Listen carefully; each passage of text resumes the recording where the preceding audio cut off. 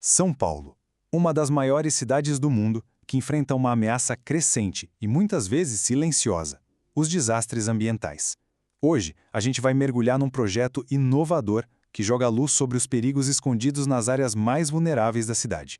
Essa nossa análise é baseada em um trabalho importantíssimo, a monografia Proposta de Expansão e Integração do Mapeamento de Riscos Hidrológicos em Loteamentos Irregulares em São Paulo, /SP, foco em vulnerabilidades sociais. Ela foi desenvolvida por Pedro Lazânio Sanches, com orientação da professora Ana Maria Stefan, como conclusão do curso de especialização em Gestão Pública em Proteção e Defesa Civil, lá da Universidade Federal de Juiz de Fora. Vamos entender juntos como uma pesquisa como essa pode transformar o jeito que São Paulo se prepara para o futuro. Então, para começar, a gente precisa entender o cenário. Numa cidade que enfrenta eventos climáticos cada vez mais extremos, saber quem são as pessoas mais vulneráveis não é só importante, é uma questão de sobrevivência mesmo. E este estudo aponta para um risco que estava, em grande parte, invisível para o poder público. Mas que risco é esse, afinal? Olha, se preparem porque o número é chocante. Nos últimos 12 anos, segundo dados da plataforma GeoSampa, da própria prefeitura, o número de inundações em certas áreas de São Paulo aumentou em 230%. É isso mesmo, um aumento de 230%. E, como a gente vai ver, isso é só a ponta do iceberg. Ok, mas a pergunta que fica é: onde é que esse aumento absurdo está acontecendo? A resposta para essa pergunta é exatamente o que faz essa pesquisa ser tão fundamental. Esse aumento todo está acontecendo em áreas que, até então, eram praticamente invisíveis nos mapas de risco oficiais. E aqui a gente chega no coração do problema. O mapa oficial de riscos de São Paulo tem um ponto cego perigosíssimo. Ele foca muito nas favelas, o que é importante, claro, mas acaba ignorando completamente outras comunidades que são igualmente vulneráveis. Na prática, isso quer dizer que milhares de famílias vivem numa falsa sensação de segurança, sem nem imaginar que o perigo está literalmente batendo à porta. E aqui, vale a pena a gente entender uma diferença. Favelas e loteamentos irregulares são os dois assentamentos precários, mas a origem deles é diferente.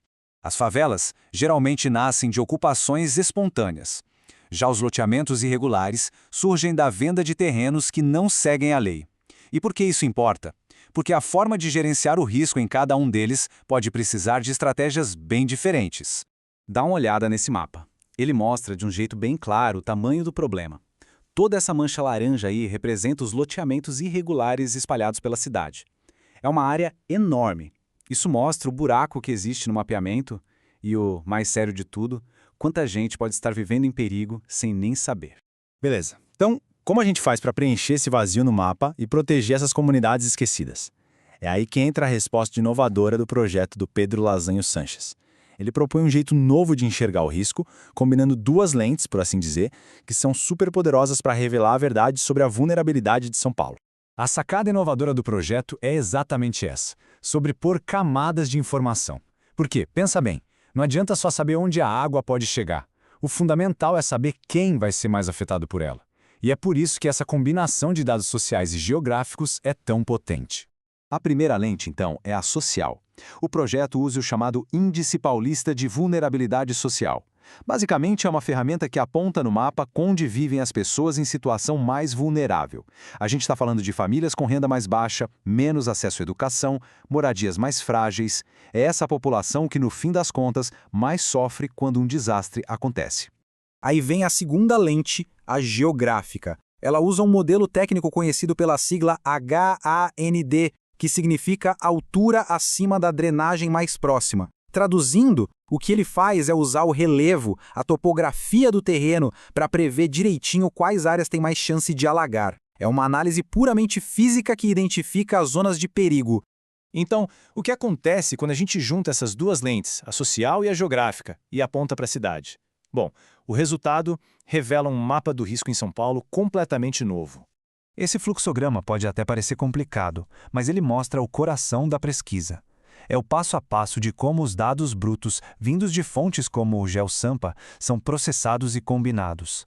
É um trabalho super cuidadoso que pega um monte de informação solta e transforma num mapa de risco preciso. É como montar um quebra-cabeça que, no final, revela uma imagem chocante da nossa realidade. E o resultado final disso tudo é de cair o queixo. A pesquisa identificou 666 novas áreas de alto risco em São Paulo. Pensa nisso, 666 comunidades que, até hoje, viviam em perigo sem que a gestão pública nem soubesse da existência desse risco. E para a gente ter uma ideia do que isso significa no mapa, a área total dessas novas zonas de risco soma quase 100 km². É uma dimensão gigantesca que estava totalmente fora do radar, completamente invisível no mapeamento oficial. E esse gráfico aqui resume o impacto da descoberta de um jeito que não deixa nenhuma dúvida. A área que foi mapeada agora só nos loteamentos irregulares é quase 5 vezes maior do que toda a área de risco que já era conhecida e monitorada nas favelas. Isso simplesmente redefine o tamanho do desafio que a cidade tem pela frente. Certo. A gente tem os dados, tem o mapa, e agora? O que a gente faz com essa informação toda? Como é que se transforma isso em ações que de fato salvam vidas? É sobre isso que a gente vai falar agora. E tem essa citação do próprio trabalho que sintetiza perfeitamente o objetivo final. Ou seja, o mapeamento não é o ponto final. Ele é uma ferramenta, é a ponte que conecta todo esse trabalho técnico de dados com o bem-estar e a segurança das pessoas, lá na ponta, na vida real. Portanto, a grande contribuição deste estudo é que ele oferece um roteiro prático. Ele permite que o poder público pare de agir só na resposta ao desastre e passe a atuar na prevenção, direcionando recursos e políticas para onde mais se precisa, com base em evidências. É um exemplo brilhante do compromisso da universidade em formar profissionais críticos, éticos e preparados para contribuir de verdade com a sociedade. E assim, a gente chega ao fim da nossa análise. O trabalho do Pedro Lazaneu Sanches é excelente e nos deu um mapa novo, uma nova forma de ver São Paulo. Mas, e isso é o mais importante, o mapa é só o começo. A verdadeira questão é, o que faremos com ele? A resposta não está só no laboratório ou num computador, está nas nossas mãos. Se essa análise fez você pensar, compartilhe este conteúdo. Vamos ajudar a difundir essa informação e cobrar ações que façam de São Paulo uma cidade mais segura para todos. E um lembrete, este conteúdo é uma síntese automatizada com apoio de inteligência artificial. Até a próxima!